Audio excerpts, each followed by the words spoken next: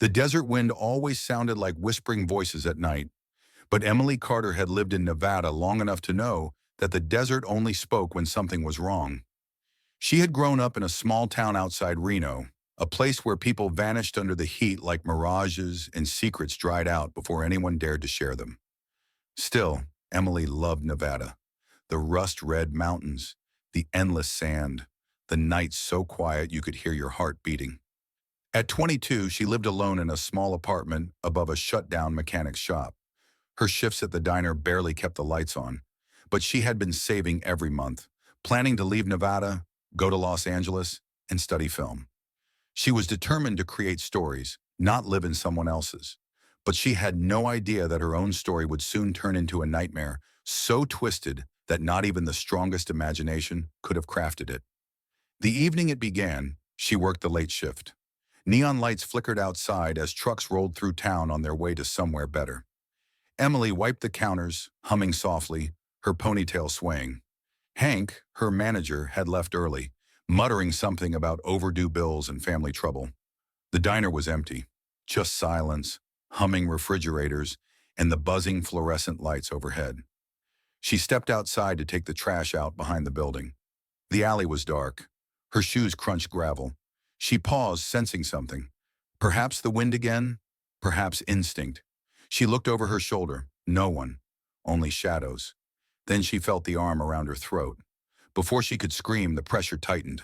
A cloth pressed over her nose and mouth.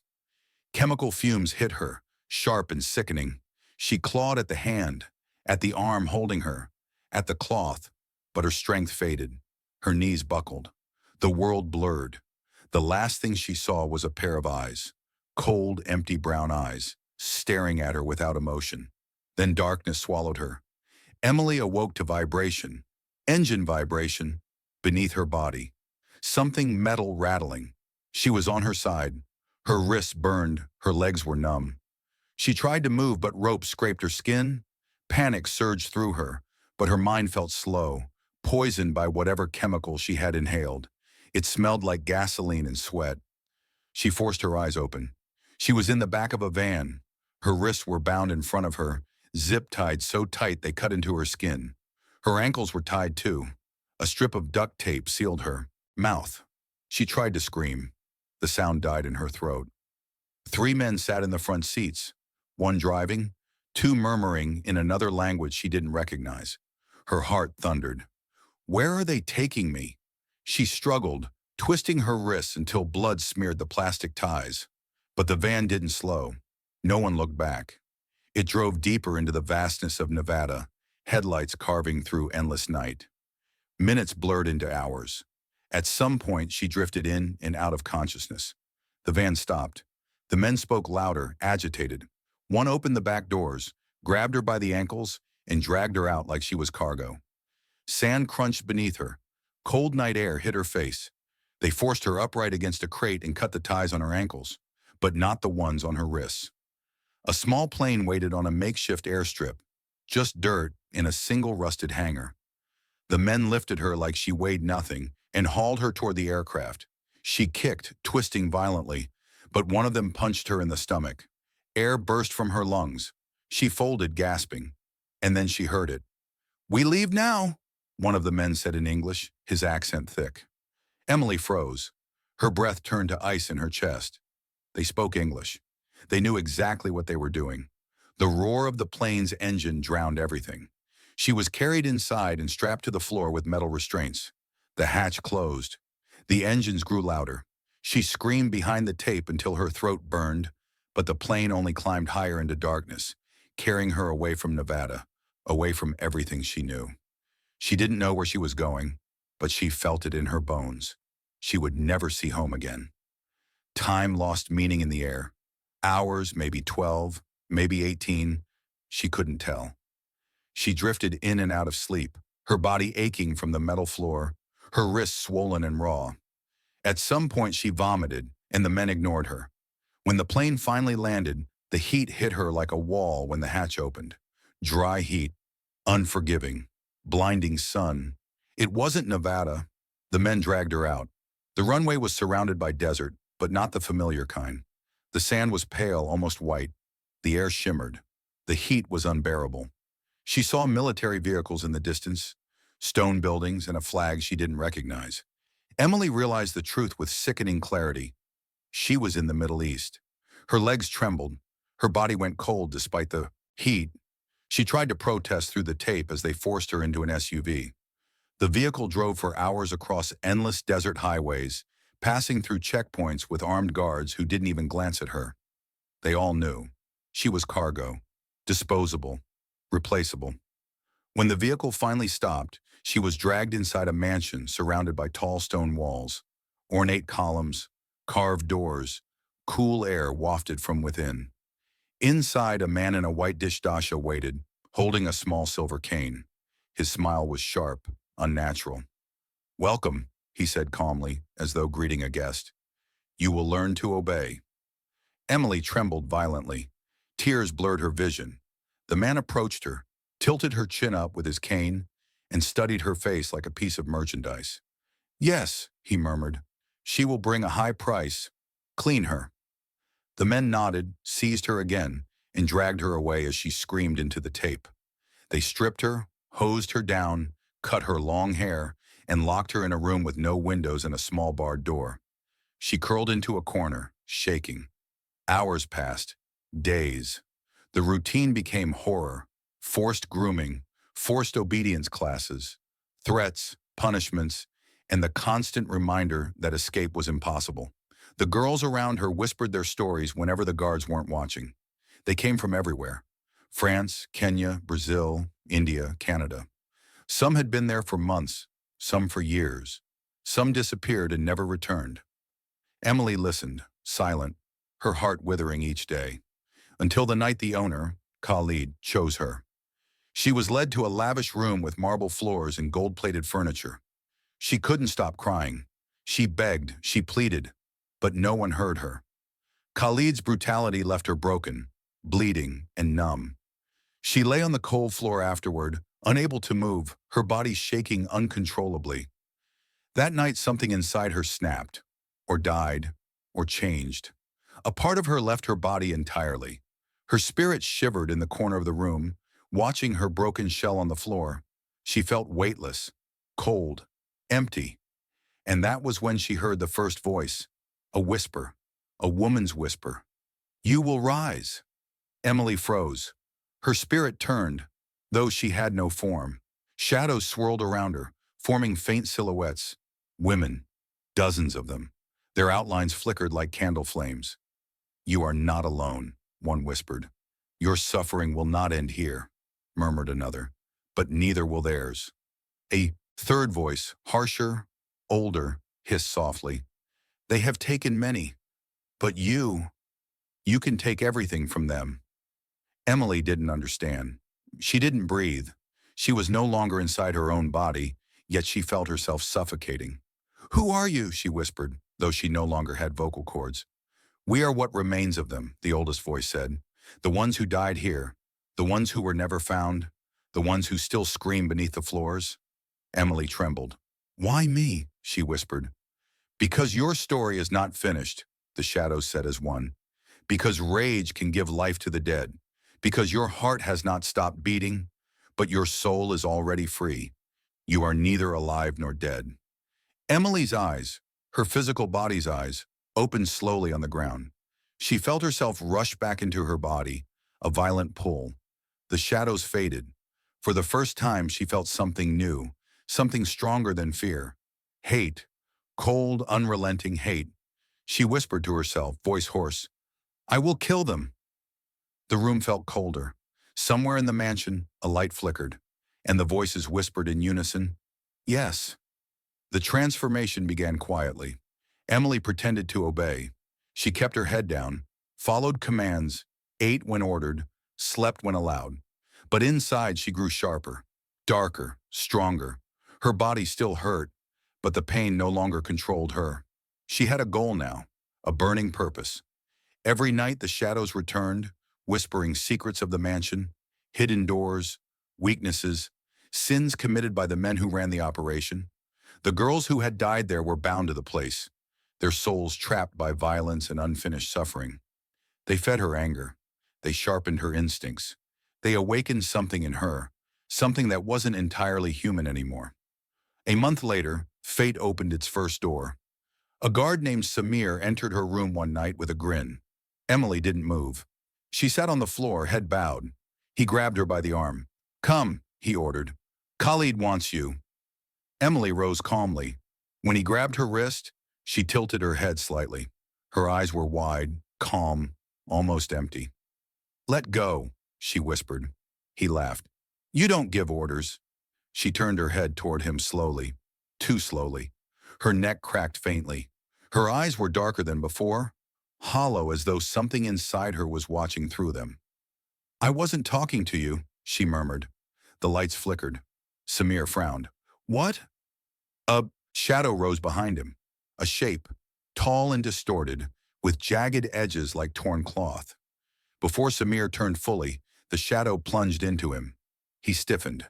A choked scream escaped him. His eyes rolled back. Blood trickled from his nose. Then his body collapsed to the ground like a discarded puppet. The shadow dissolved. Emily didn't smile, but something inside her warmed. She stepped over Samir's corpse, opened the door, and walked into the hallway with silent, predatory grace. Tonight was only the beginning. Emily stepped into the dimly lit hallway. The mansion breathed like a living creature. Air vents hummed, distant voices murmured, and the faint smell of expensive perfume and disinfectant lingered. She moved quietly, her bare feet making no sound on the polished marble floor. Her heart thudded calmly, almost slow. She felt detached from her body, as if someone else guided her, or something else. The souls of the dead watched through her eyes. Samir's body twitched once behind her door, then fell still. Emily didn't look back. She walked with purpose, glancing at each hallway as she passed. The mansion was a labyrinth, but she knew its layout now. The shadows had shown her every corridor, every room, every place where screams had been swallowed by thick walls. She knew where the guards played cards, where the women were held, where Khalid slept. Tonight she would carve her vengeance into the bones of this place. 2 guards patrolled the south hallway. Their rifles rested lazily across their chests.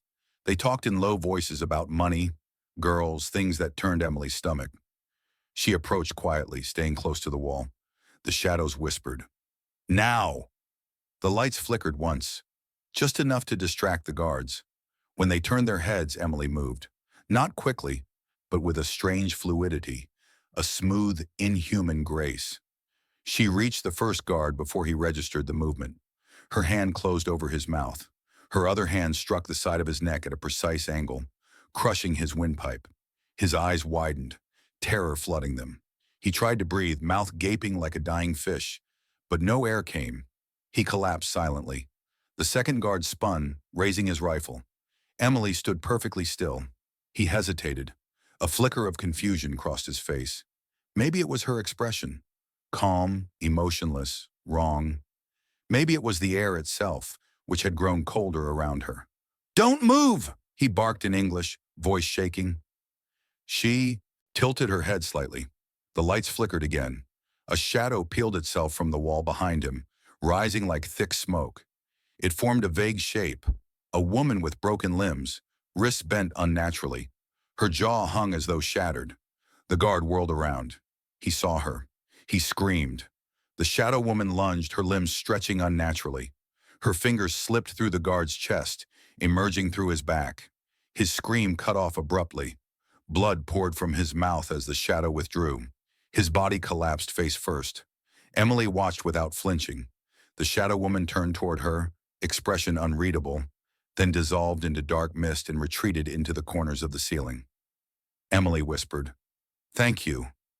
The air shivered in response. She continued down the hallway. She passed bedrooms where girls slept in fear, drugged or exhausted. She heard faint sobs behind some doors.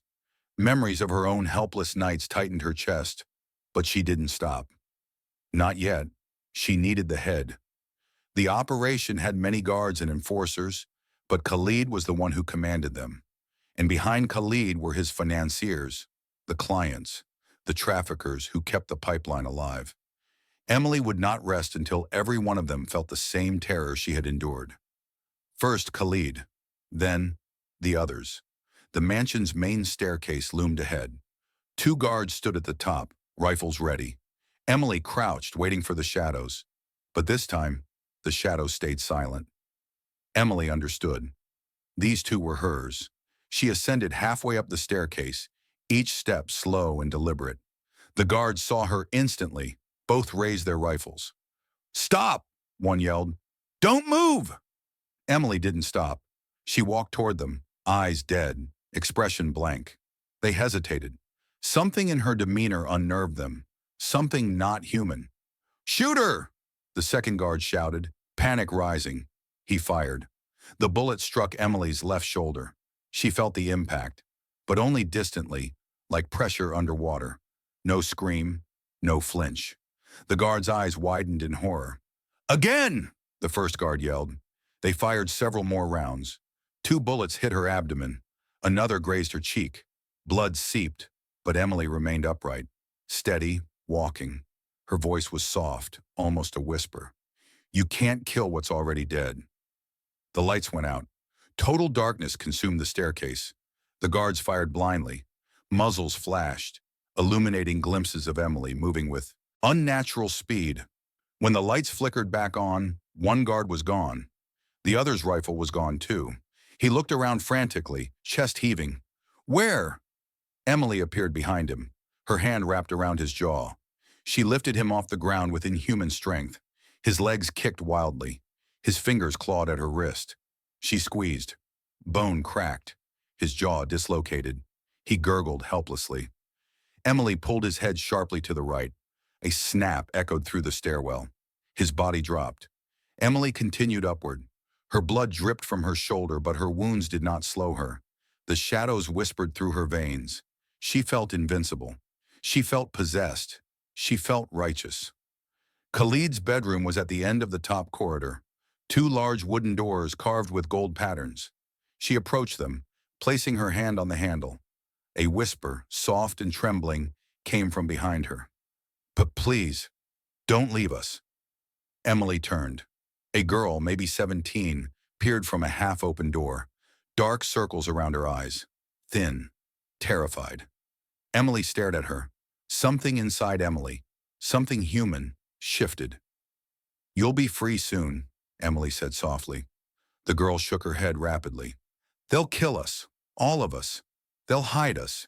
You have to." Emily reached out and placed a gentle finger over the girl's lips. "No one will harm you again." The girl's eyes filled with tears. Emily pushed the door fully open and entered Khalid's private suite. Golden lamps flickered softly. The room smelled of expensive incense and arrogance. Khalid sat on a couch, drinking tea, legs crossed. He did not look surprised to see her. He smiled. "As I expected," he said. "The American spirit is stubborn, but you've overestimated yourself." Emily's jaw clenched. Behind Khalid, two massive guards stepped forward, both carrying curved blades. Khalid raised his teacup to his lips. "Kill her!" the guards charged. Emily inhaled slowly. Her breath mixed with the shadows. They swirled around her feet like smoke. The first guard swung his blade. Emily ducked, grabbing his wrist mid-swing. Bones cracked under her grip. She twisted sharply. His wrist broke. The blade fell. Emily grabbed it in midair and drove it upward into his ribs. He screamed, collapsing to the floor. The second guard roared, swinging his blade in a brutal arc. Emily leaned back, the blade grazing her neck. She lunged forward, slamming the heel of her hand into his chin. His teeth clacked violently. She spun behind him, wrapped her arm around his throat, and drove the stolen blade across his neck. Blood sprayed across the marble floor. He fell. Khalid hadn't moved. He took another sip of tea, watching her with cold curiosity. "You think you're special?" he said. "You are only one girl, and you belong too." Emily moved before he finished, grabbing him by the throat and lifting him off the couch. His teacup shattered on the ground. He gasped, eyes bulging. "Stop!" "You took everything from me," Emily said. "No, you don't understand." Emily's eyes darkened. "You're right." A shadow formed behind her, massive and twisted, shaped like thousands of screaming mouths. It wrapped around Khalid like a smoke serpent. I don't understand. The shadow squeezed.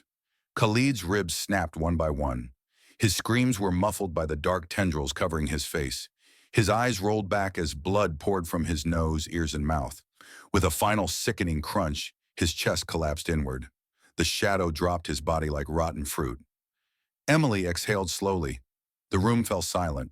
Khalid's corpse lay twisted on the floor, his limbs bent at unnatural angles, terror frozen on his face.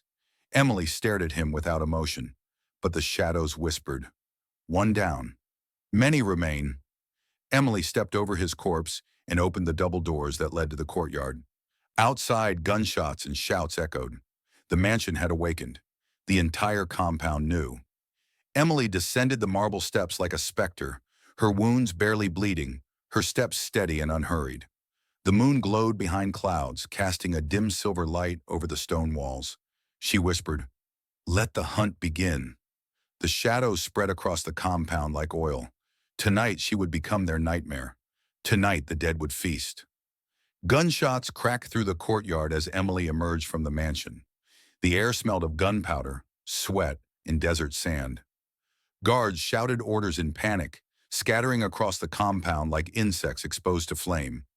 Spotlights snapped on, slicing through the night and illuminating the marble steps where she stood. Her skin gleamed with blood, some hers, most not. Her shoulder still bled from the bullet wound, staining the thin fabric she wore. But she didn't falter. The shadows curled around her feet like loyal hounds. A guard spotted her and yelled, "There! By the steps!" 5 rifles swung toward her. Emily didn't move. The wind rustled her hair, gently as the guards opened fire. Bullets tore through the air in a violent storm. Sparks flashed across stone. But something strange happened. Every bullet slowed before reaching her, as though passing through thick water. Some stopped entirely, hovering for an impossible fraction of a second before dropping to the ground. The guards froze, eyes wide in terror. What is she?" one whispered. Emily took a single step forward. The shadows surged. From the corners of the courtyard, the spirits of the murdered rose, twisted silhouettes of women whose lives had been stolen. Some had no faces, some had broken limbs, some crawled instead of floated. Their mouths moved in silent screams. They rushed the guards. Chaos exploded. One guard fired continuously until a shadow woman wrapped herself around him, sinking into his skin like ink. He convulsed violently, screaming as blood erupted from his eyes. Another guard tried to run, but a shadow with no legs crawled after him, her bony fingers gripping his ankle. He slipped, face smashing into the dirt. The shadow slid over him like a blanket, and his screams turned into choking gurgles. A third guard charged at Emily, swinging a knife. She caught his wrist and leaned in close. "You help them," she said softly. He tried to pull back, but she held him easily. Her grip tightened. Bones popped under her fingers. "It's your turn." She twisted sharply. His arm snapped backward at the elbow. He howled, dropping the knife. Emily shoved him to the ground. A shadow slid into his mouth as he screamed. His throat bulged unnaturally. Then his scream stopped. Emily walked past his twitching body. The night was filled with carnage, but she felt no fear, no guilt, no hesitation. She felt only inevitability. Across the courtyard, a heavy steel door was thrown open. More guards poured out, wearing tactical vests and helmets. They formed a line, raising their rifles. These were the elite, the men Khalid kept for absolute emergencies. Emily stepped onto the central tile mosaic, a massive sunburst design made of white marble and red stone. "Enough!" a voice boomed. The guards stiffened. Their commander stepped forward, a tall man with a thick beard and cold eyes. He held a pistol in one hand and a radio in the other. "You think you are a demon," he shouted at her, "but you are just a broken girl." Emily tilted her head, studying him like prey. "I am not broken," she said. "You broke me. And when something breaks, sharp edges form." The commander raised his pistol. "Kill her!" The guards opened fire again, this time with armor-piercing rounds. Sparks exploded around Emily as bullets slammed into her chest and arms. Her body jerked from impact, but she did not fall. The shadows hissed. Emily whispered, "My turn." The wind shifted. The shadows shot forward like black lightning. The elite guards fired wildly as the spirits tore into them, shredding flesh, twisting weapons, snapping necks. Some were lifted into the air, limbs flailing as shadows entered their bodies from every direction. The commander watched in horror as his men were slaughtered. He stumbled backward, dropping his radio. "What are you?" Emily approached him slowly. "Justice!" He fired at her. She didn't blink. He fired again. The bullet grazed her cheek. She didn't break stride. The commander turned and ran. Emily followed at a calm pace, the shadows gliding beside her like a dark tide. The commander sprinted toward the metal door he'd come from. He slammed it open and rushed down a corridor lined with storage rooms and security offices. Emily entered behind him. The heavy door slammed shut on its own, locking with a metallic clank. The lights flickered. He ran into the security center, slamming the door shut and locking it. Emily heard him inside, breathing hard, fumbling with something. Monitors flickered behind the reinforced glass window. She saw him trying to activate a silent alarm, or perhaps he already had. Emily placed her palm against the glass. A crack formed instantly. A second crack split downward. The commander screamed, "Stay away!" The shadows swirled behind her, whispering eagerly. Emily pushed again. The glass shattered, spraying inward like a rain of knives. She stepped through the fractured frame. The commander stumbled backward, slamming into the control desk. Emily stopped 2 feet from him. "You hurt them," she said softly. "All of them. You protected him. You allowed this place to exist." He shook his head frantically. "I only followed orders. I didn't—" Emily raised her hand. The shadow of a woman with a crushed skull drifted forward. She placed her hand on the commander's chest. He gasped, eyes widening. "No, please, don't," Emily whispered. "They deserve peace. You deserve them." The shadow woman melted into his body. He screamed louder than anyone that night. His back arched violently. His veins turned black. His eyes bulged, then burst, spraying blood across the screens. He convulsed, mouth open in a silent scream, as the shadow consumed him from the inside. His body collapsed, twitching. Emily exhaled softly. The security monitors displayed images of the compound. Fires burned in the courtyard. Guards lay dead or dying. The girls, terrified, stared through windows and cell doors, watching the strange violence unfold. Emily looked at them on the monitors. Their faces were pale, eyes wide. She turned to the console and slammed her fist into the main lock panel. Sparks flew. The entire system crackled and shut down. In the footage, every door in the holding wing clicked open at once. The girls hesitated at first, then one stepped out, then another. Then all of them moved into the corridor, shaking, crying, clinging to each other. Emily whispered to herself, "Go! Run!" The shadows echoed her command. "Run!" She turned away from the monitors and left the security room. The compound was not finished. Khalid's operation was not isolated. There were connections, networks, buyers, smugglers. And Emily knew she could not rest until the entire chain was destroyed. As she walked back into the courtyard, she saw the girls fleeing through the main gate, guided by the shadows who had once been prisoners themselves. Emily watched them silently. They were free, for now. Her revenge was not complete. The shadows shifted around her, whispering names. They were not alone, they hissed. Others funded it. Others wanted it. Others hid it. Emily clenched her fists. "Show me." The air shimmered. A ghostly map formed in front of her. Images of faces, passport photos, business offices, bank accounts, phone records, underground clubs. She saw cities: Dubai, Riyadh, Istanbul, London, Los Angeles. She saw men smiling in luxurious rooms. She saw their hands stained with invisible blood. The shadows murmured, "You will hunt them. You will haunt them. You will end them." Emily nodded slowly. "I will." For the first time since her death, or transformation, she felt purpose beyond vengeance. She felt duty. She felt the pull of every soul still trapped, still suffering, still waiting. She looked up at the pale moon. This won't end here. The shadows writhed happily. Emily walked toward the burning front gate. The desert wind picked up, carrying smoke and ash into the night sky. Behind her, the compound burned. Ahead of her, a path of blood and justice stretched across continents. She would follow it, and she would not stop. Emily walked away from the burning compound as dawn crept over the desert. Smoke curled into the sky, painting the horizon in black and orange. Behind her, the last screams faded. Ahead of her stretched endless sand, quiet, empty, waiting. She didn't need water. She didn't need rest. Her body moved with unnatural steadiness, driven by the hunger of unfinished vengeance. The spirits followed her, drifting like a dark cloak. Their whispers swirled in the air. "There are many more," one murmured. "Far more," another added. "Those who sent money, those who ordered shipments, those who came as customers, those who watched and said nothing." Emily didn't speak. She simply walked until a lonely highway appeared in the distance. A black SUV sped toward her, its engine roaring. She stepped directly into the road. The driver slammed the brakes and skidded sideways. He jumped out, cursing in Arabic.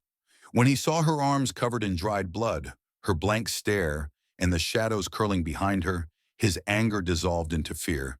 He tried to get back into the car. Emily appeared beside him in a blur, her hand pressed against the side of his face. "Keys," she said. He handed them over without hesitation. She opened the driver's door. Before getting in, she looked back at him. "Forget you saw me." The man nodded so violently his neck almost snapped. Emily closed the door and drove off, dust swirling behind the vehicle. The spirits filled the back seat, whispering, but the car didn't dip or shift. Their weight was death, but their presence wasn't physical. The next city wasn't far. Once there, Emily found a quiet alley, stopped the SUV, and checked the glove compartment. A phone, a wallet, a passport. The passport bore the man's name, Sami Haddad, and listed Dubai as his residence. The shadows swarmed around the passport like moths around a flame. "Yes," they whispered. "That city, that hive, that market of wealth and secrets. Many of them hide there." Emily nodded and turned on the phone. A map glowed on the screen. She traced the line from her current location to the nearest airport. She didn't need tickets. She didn't need permission. She would take what she required. She arrived at the airport before noon. Security guards saw her but felt a cold wave wash over them. Their radios crackled with static, their eyes unfocused. Emily passed through unseen. She boarded a cargo plane bound for Dubai without a single obstacle. And so the journey continued. Dubai rose from the desert like a forest of glass and steel. Emily stepped off the cargo ramp, blending into the shadows beneath the scorching sun. The heat did not scorch her. The sand did not stick to her. She drifted through the crowded city with a presence so faint that most people's eyes slid over her without recognition. The shadows guided her down bustling streets and past luxury cars. They led her to a penthouse tower, golden glass reflecting the sky, guarded by men in dark suits with earpieces. A name whispered through her mind. Al-Rashad. She had seen his face in the ghost map, a financier, a silent partner, a man who lived above laws and consequences. She walked straight toward the main entrance. Two guards blocked her path. One stepped forward. "You cannot—" Emily touched his chest. His heart stopped instantly. His body dropped without a sound. The second guard lunged for his gun. Emily snapped her fingers. The shadow of a woman with broken ribs slammed into him, breaking his spine in a single violent twist. Emily entered the lobby. The receptionist stood, trembling, eyes fixed on the bodies outside. Emily said, "Top floor." The receptionist pressed the elevator key with a shaking hand. She didn't scream. She didn't run. Something in Emily's presence erased resistance. The elevator doors opened. Emily stepped inside alone. As the elevator ascended, she saw her reflection in the mirrored wall, pale skin smeared with dried blood, dark circles around her emotionless eyes, and threads of shadow shifting beneath her skin like smoke trapped under glass. Halfway up, the elevator stopped abruptly. Men with rifles waited on the next floor. They pointed their weapons up toward the open shaft. The elevator's emergency hatch clanged as someone began to pull it open. Emily didn't wait. She climbed up through the hatch, emerging into the shaft like a wraith. She stood atop the elevator, looking down at the men. They froze. One whispered, voice breaking, "Shaitan!" Emily descended silently, dropping in front of them. Before any of them pulled a trigger, the lights burst, plunging the hallway into darkness. Their flashlights flickered. Shadows filled the corridor. Screams followed. Emily walked through the life-or-death struggle with slow patience. Her hands remained at her sides as the spirits handled every threat. Bodies fell around her, some twisted, some torn, some simply lifeless, eyes staring at nothing. When silence returned, she stepped over the pile of corpses and entered the final stairwell leading to the penthouse. The door at the top was locked with a biometric scanner. Emily pressed her palm against the glass. It shattered and the lock clicked open. She stepped into luxury: white marble floors, crystal chandeliers, enormous windows overlooking the skyline, a table with fresh fruit, leather sofas, a scent of expensive cologne. And there he was, Al-Rashad, tall, tanned, wearing a tailored suit and a watch worth more than most people's homes. He lifted his glass of wine with trembling fingers as Emily approached. "You're the girl," he said softly, "from the reports." Emily didn't respond. He swallowed. "Listen, whatever they did to you, whatever. Look, I can fix this. I can pay you. I can—" Emily's voice was quiet. "You sent money. I invest in many ventures. You bought girls." His eyes widened. "No, no. You knew." His wine glass shattered in his hand, slicing his palm. Blood dripped onto the marble. Emily moved closer. "You killed them," she said. "I never touched anyone," he shouted, stepping back. "I never laid a hand." Emily shook her head. "You paid for their suffering. You funded it. You built it. You hid it. You helped it grow."